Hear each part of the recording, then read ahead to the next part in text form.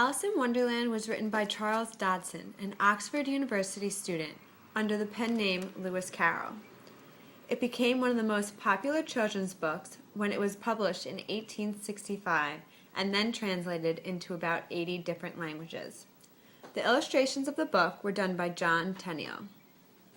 Carroll modeled the main character Alice after the daughter of one of his friends. After Alice in Wonderland, he then proceeded to write the sequels, Through the Looking Glass and What Alice Found There. The children's book has since been adapted for theater and television. Many people would consider this book a classic, enjoyable for both kids and adults. The humorous fantasy novel was written in the Victorian age in the point of view of Alice. The reader sees Wonderland through her perspective as they listen to her inner monologues.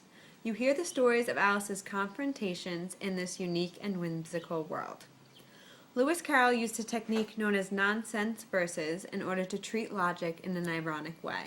The story begins with a girl named Alice sitting on a riverbank. Starting off as a seemingly ordinary day, she then notices a rabbit. This white rabbit was wearing a coat, had a watch, and appeared to be talking to himself. Being a curious young girl, Alice followed the rabbit into a rabbit hole and found herself falling. She then faces many obstacles that confuse her. She also encounters many different animals. The animals and creatures symbolize adulthood, and the more Alice tries to figure out, the more confused she gets. In the story, the reader watches Alice explore who she really is in this made-up world.